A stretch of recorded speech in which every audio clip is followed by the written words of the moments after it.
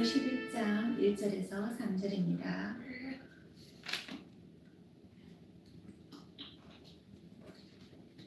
다 같이 공부하시겠습니다. 믿음은 바라는 것들의 실상이요 보이지 않는 것들의 증거니 선진들이 이로써 증거를 얻으니라. 믿음으로 모든 세계가 하나님의 말씀으로 지어진 줄을 우리가 아니 보이는 것이 나타난 것으로 말미암아 된 것이 아니니라. 오늘 믿음에 대해서, 믿음의 사람들에 대해서 말씀을 나누고자 합니다. 히브리서 11장을 보면 믿음의 사람들이 열거되고 있습니다. 우리가 믿음이 무엇인가, 또 믿음은 상대방을 신뢰하는 것이다, 이렇게 말할 때에 오늘날 세상에서 믿음을 볼 수 있을까? 부부 간의 믿음, 또 부모 자식 간의 믿음, 친구들 간의 믿음, 스승과 제자의 믿음. 말은 많이 하지만 정말 이런 수많은 관계 속에서 이 믿음이 있는가 과연? 왜냐하면은 이 모든 사람의 관계 속에서 이 믿음이 빠져버리면 어떻게 될까요? 그 관계가 유지할 수가 없습니다.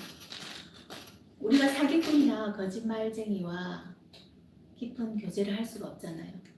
그것은 그 속에 믿음이 싹트기 힘들기 때문입니다.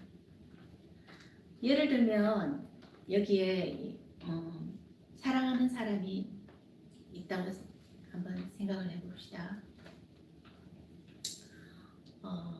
이 남자는 시골에서 자랐어요. 그리고 여자는 도시 여자입니다. 근데 이 둘이 이제 어느 날 성인이 되어서 만나서 서로 사랑하게 되고 정이 생겨서 결혼을 했습니다. 아들, 딸을 낳고 행복하게 살아갑니다. 그런데 어느 날 이 남자는 다른 여자가 생겼습니다. 그래서 이 둘은 서로 다투고 갈등하고 하다가 결국은 이혼을 하게 됩니다.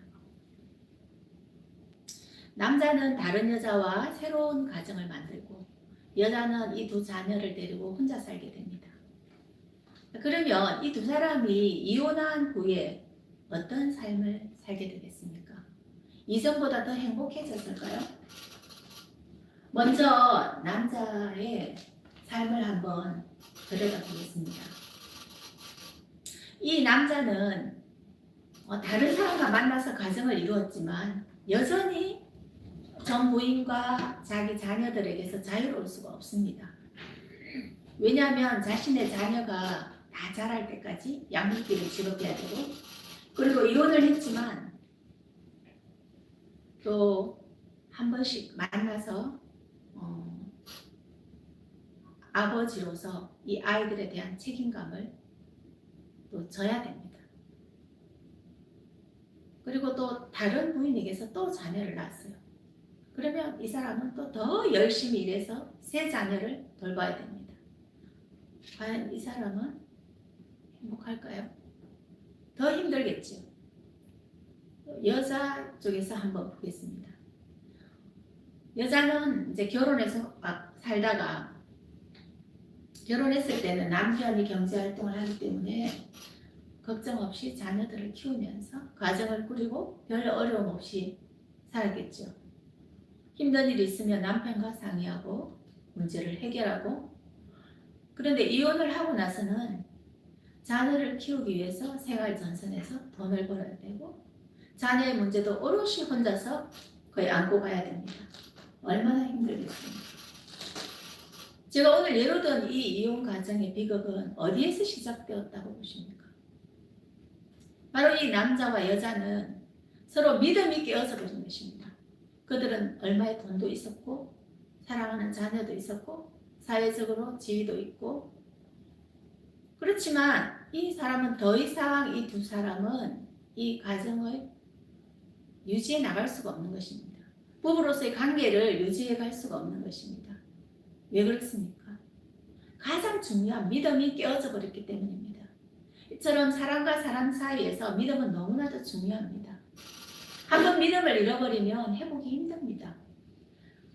이들 두 사람은 그들이 바라보아야 할 것을 보지 못하였고 상대방의 실수와 상처 때문에 그들이 지켜내야 할 믿음을 빼앗겨버렸습니다. 비극의 비극을 맞이하고 후회가 가득한 인생을 살게 됩니다. 이처럼 사람과 사람 사이에서도 믿음, 이 신뢰는 중요한데 우리가 신앙생활을 하면서 하나님과 나와의 관계에서 이 믿음은 얼마나 중요하겠습니까? 오늘 히브리서 11장을 통해서 이 믿음을 한번 점검해 보기를 원합니다. 믿음이 무엇이고 또 나는 무엇을 믿고 있으며 하나님이 원하시는 믿음은 무엇인가? 또 이 믿음은 어디로부터 왔고 또 어떻게 믿음의 삶을 살 수 있나? 왜냐하면 믿음은 하나님과 나와의 관계를 결정짓기 때문입니다. 하나님께서는 우리의 믿음을 보시고 우리를 구원해 주시기 때문입니다. 믿음이 무엇인가? 이것부터 한번 알아보겠습니다. 히브리서 11장 1절에서는 믿음은 바라는 것들의 실상이요 보이지 않는 것들의 증거니 이렇게 말씀하고 있습니다. 이것은 믿음이 바라는 것은 현재가 아니라는 것입니다. 미래를 지향하고 있다고 볼 수 있습니다. 다시 말하면 믿음은 미래에 되어질 일을 끌어와서 현재에서 사용하는 것입니다. 쉽게 제가 예를 들어서 설명해 볼게요. 한 엄마가 아기를 임신했습니다. 이 여인은 뱃속의 아기를 아직 만나지 않았습니다. 아직 아이의 울음소리를 듣지 않았습니다. 그럼에도 불구하고 아이가 태어나서 나와 함께 할 것이고 나와 같이 밥을 먹을 것이고 나와 이야기하고 사랑하고 즐거워하고 이 모든 기쁨으로 충만하여 이 시간들을 견뎌내는 것입니다. 이것을 어리석다고 보는 사람은 아무도 없습니다. 믿음의 사람은 미래적인 현재를 살아가는 것입니다.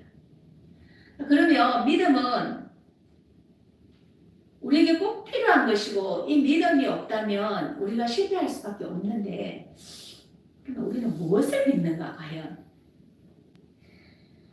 믿음이 없는 사람들은 뭐라고 말합니까? 하나님은 없어. 나를 믿으면 돼. 내가 인생의 주인이야.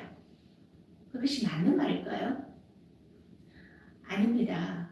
11장 2절에 보면 선진들이 이로써 증거를 얻었느니라. 여기서 선진들이란 믿음의 선진들 아브라함, 아벨, 에녹, 노아 쭉 열거되고 있습니다. 믿음의 선진들이 이분들이 하나님께 이 믿음을 통해서 인정을 받았다는 이야기입니다. 이분들은 하나님 앞에서 올바른 믿음으로 살아내어서 믿음의 계보에 들어갔습니다. 한마디로 하나님을 만족시킨 믿음을 소유했다고 할 수 있습니다. 우리들도 이 믿음을 본받아서 이 11장 끝에 믿음의 후손들로서 이제 우리 이름이 기록되도록 해야 되겠습니다. 히브리서 11장 8절에서 10절을 보면 아브라함의 이야기가 나옵니다. 믿음으로 아브라함은 부르심을 받았을 때에 순종하여 장래의 유업으로 받을 땅에 나아갈새 갈 바를 알지 못하고 나아갔으며 믿음으로 그가 이방의 땅에 있는 것 같이 약속의 땅에 거류하여 동일한 약속을 유업으로 함께 받은 이삭 및 야곱과 더불어 장막에 거하였으니 이는 그가 하나님이 계획하시고 지으실 터가 있는 성을 바랐습니다. 이렇게 나옵니다. 8절에서 아브라함은 하나님이 부르실 때 믿음으로 나갔다. 근데 갈 바를 알지 못했다고 말합니다. 그리고 10절에서는 하나님이 계획하시고 지으실 터를 바라보았다고 나옵니다. 갈 바를 알지는 못했지만 하나님께서 나에게 준비하신 터가 있을 것이다. 그렇게 바라보고 나갔다고 합니다. 아브라함은 BC 2000년 정도의 사람입니다. 그때에는 갈대아 우르라는 지역에서 살았습니다. 이곳은 고대 근동에서 가장 발달된 메소포타미아 문명이라는 한가운데에서 살았습니다. 이제 한마디로 살기 좋은 곳에 살았다 이렇게 보시면 됩니다. 아무 걱정이 없는 곳이었습니다. 이 갈대우르 지역은 지금의 이라크 지역입니다. 그런데 그곳에서 하나님이 아브라함을 불러내셨습니다. 지도를 한번 보시면 오른쪽 산 하단에 보면 갈대우르가 있고요. 쭉 이제 올라가서 좌로 한번 꺾어져서 밑으로 내려가서 저 끝에 도착할 땅이 이제 가나안입니다. 약 1,500km 정도 된다고 합니다. 우리는 이 지도를 보면서 아브라함이 저렇게 갔구나 하고 여정을 알 수 있지만 아브라함은 그때 당시에 하나님께서 저 젖과 꿀이 흐르는 가나안 땅을 나에게 주실 것이고 이제 그곳에서 내가 터를 잡고 자손 대대로 살 것이다 하는 것을 말씀해 주시지 않으셨기 때문에 갈 바를 알지 못하고 그냥 하나님의 말씀만 믿고 떠나게 된 것입니다. 그러니까 아브라함에게는 이제 뭐가 필요합니까? 믿음이 필요합니다.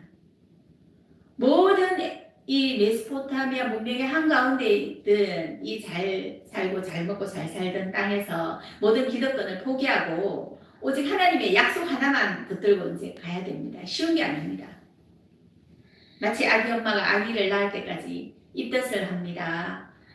음식을 먹으면 토하고 내장에 썰물까지 올라오고 머리가 어지러워 앉아있지도 못하고 밤에 잠도 잘 자지 못합니다. 아이고 이러다가 죽겠네 하는 상고를 견뎌냅니다. 그 모든 시간을 참아내는 것은 무엇 때문입니까? 오직 한 생명을 출산하기 위해서 그 모든 고통을 바꾸는 것입니다. 10절에 보면은 아브라함은 하나님의 계획이 있으며 나를 위해서 지으신 터가 분명히 있다고 믿었습니다. 그분이 하신 약속을 의심 없이 믿은 것입니다. 물론 아브라함도 처음부터 이런 큰 믿음을 가졌던 사람은 아니었습니다. 실수도 많이 했고 수없이 시행착오도 겪었습니다. 그러나 믿음의 연단을 통하여 마침내 믿음의 조상 아브라함이 된 것입니다. 이와 같이 아브라함의 믿음은 완전하신 하나님을 믿는 것이기 때문에 인생의 힘든 여정을 걸어갈 수가 있었습니다. 나는 정말 불완전하고 믿을 수 없는 존재이지만 내가 믿는 하나님은 완전하시고 전지전능하시기 때문에 우리도 끝까지 이 하나님을 붙드시고 믿음을 가지시기를 축복합니다. 셋째로 순종하는 믿음에 대해서 말씀을 나누고자 합니다. 믿음의 선진들은 하나같이 평탄한 삶을 살지 않았습니다. 한마디로 세상에서 탄탄대로를 걸어가기만 하지 않았다는 것입니다. 모세 이야기를 한번 해보겠습니다. 모세는 어린 아이 때에 애굽의 공주의 아들로 입양이 됩니다. 그리고 왕실에서 가장 잘 나가는 사람이었습니다. 그런데 그의 몸은 애굽 왕실에 있었지만 그의 정신은 이스라엘 사람입니다. 그래서 26절에 보면 모세는 그리스도를 위하여 받는 수모를 애굽의 모든 보화보다 더 큰 재물로 여겼으니 이는 상 주심을 바라봅니다. 한마디로 모세는 애굽의 모든 영화보다 주님과 함께 고난을 받는 것을 선택했습니다. 이것이 믿음의 사람의 보상입니다. 우리의 믿음의 사람들은 이 땅에서 부귀영화가 우리의 최종 목표가 아닙니다. 모세는 하나님께서 이스라엘 백성을 이끌고 나가라 할 때에 홍해 바다 앞에 이를 줄 몰랐습니다. 바로왕이 430년 동안 애굽 땅에 있던 사람들 자신들이 부리기 좋은 노예 그것도 250만 명 정도 되었거든요. 그런 인력을 순순히 그래 데리고 나가라 하고 하겠습니까? 그래서 모세와 바로는 싸웠습니다. 계속해서. 그때마다 하나님은 모세의 손을 들어주셨고 10가지 재앙으로 하나님은 그 땅을 치십니다. 물론 이스라엘 백성들이 있는 고센 땅도 똑같이 재앙이 임했습니다. 마지막 재앙은 장자의 죽음입니다. 죽음의 영이 이제 온 애굽 땅을 덮었습니다. 집집마다 통곡하는 소리가 들립니다. 그때 모세는 이스라엘 백성에게 유월절 어린 양의 피를 문에 바르게 했습니다. 왜냐하면 하나님이 그렇게 요구하셨기 때문입니다. 우리는 믿음을 말할 때 내가 믿습니다 하는 입술의 고백을 믿음이라고 하지 않습니다. 이 고백에는 반드시 그것을 보증하는 순종이 요구됩니다. 하나님의 말씀을 믿고 피를 바른 집은 죽음이 넘어갔습니다. 그렇지만 내가 믿습니다. 그렇지만 나는 그 피를 바르는 거 별거 없을 것 같은데요. 안 발랐어요. 그럼 그 집에 죽음이 임하는 것입니다. 순종할 때마다 하나님 우리에게 보여주십니다. 믿음의 증거들을. 그리고 다시 또 힘을 내어 그 다음에 믿음의 단계를 밟아 올라갈 수가 있습니다. 쫓아오는 애국 군대를 피해서 도망가던 이스라엘 백성은 홍해 바다 앞에 섰습니다. 뒤에는 애국 군대요, 앞에는 홍해 바다입니다. 이제는 더 큰 믿음을 요구받는 시간입니다. 앞으로 나갈 수도 뒤로 물러갈 수도 없는 곳에서 기적이 일어납니다. 백성들은 모세를 원망합니다. 우리를 이곳에 죽게 하려고 이곳으로 끌고 왔느냐. 차라리 애국 사람을 섬기게 놔두지. 이렇게 말합니다. 그때 모세가 백성에게 믿음의 선포를 합니다. 출애굽기 14장 12절에서 다 같이 읽어보시겠습니다.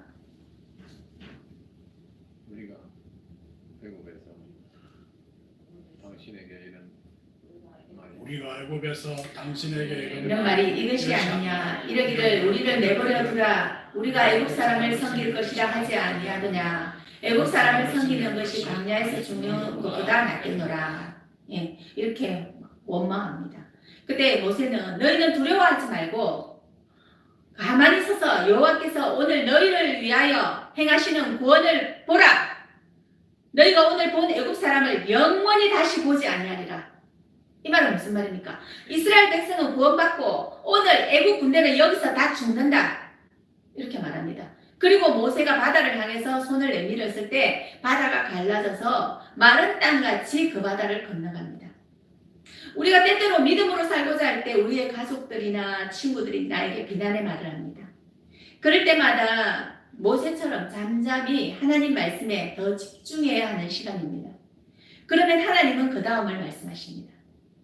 그리고 순종하면 홍해 바다가 갈라지고 길이 보입니다. 마침내 나를 비난하고 원망하고 학대하던 모든 사람들과 함께 그 길을 같이 걸어가게 됩니다. 그들과 하나님의 역사를 같이 보게 됩니다. 이것이 믿음의 여정입니다. 혹시 여러분들 중에 믿지 않는 가족들 때문에 나의 신앙이 힘든 사람이 있습니까? 히브리서 11장에 나오는 믿음의 사람들의 이야기를 한번 천천히 읽고 묵상해 보시기 바랍니다. 그러면 이 믿음은 어디에서부터 오는가? 이 믿음은 나에게서 출발한 것이 아닙니다. 하나님께로부터 온다는 것을 기억해야 합니다. 나는 원래 믿음을 가질 수가 없는 존재입니다. 그런데 하나님께서 이 믿음을 선물로 주셨다고 이야기하고 있습니다. 어떤 방법으로? 하나님의 말씀을 통해서. 로마서 10장 17절에 믿음은 들음에서 나며 들음은 하나님의 말씀으로 말미암는다고 말합니다. 우리는 이 위로부터 오는 믿음을 구해야 합니다. 오늘 저는 이 불신이 가득한 시대에 믿음이 무엇이며 우리 그리스도인들은 어떤 믿음을 가져야 하고 또 어떻게 믿음을 지켜내야 하고 이런 것을 살펴보았습니다. 하나님이 기뻐하시는 믿음은 언제든지 반드시 하나님이 계신 것을 믿어야 합니다. 그가 하신 신실한 약속을 믿어야 합니다. 이것은 하나님의 존재를 믿는 것이고 믿는 자에게 반드시 상을 주시는 하나님을 믿는 것입니다. 운동장에서 달리는 사람이 뭘 보고 달려갑니까? 금메달을 바라보고 달려갑니다.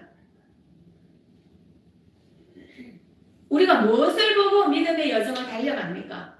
하나님께서 반드시 면류관을 주실 것을 바라보고 이 인생의 고비고비마다 믿음으로 달려가는 것입니다. 그러면 믿음의 사람은 어떤 삶을 살아야 됩니까? 믿음의 사람은 세상 사람들처럼 사람에게 나의 운명을 맡기지 않습니다. 때로 세상이 나를 속인다고 하여도 실망하지 않습니다. 사람은 누구나 죄짓고 실수하고 그것이 인간의 본질을 이해해야 합니다. 하나님이 그 일을 풀어가도록 맡기고 나의 감정대로 해결하지 않습니다. 그러면은 2차, 3차로 오는 피해는 막을 수가 있습니다. 우리가 질병이 걸렸다고 생각해 봅시다. 아이고 나는 이제 죽었네. 하나님도 없네. 이렇게 원망하는 것이 과연 바른 믿음의 모습입니까?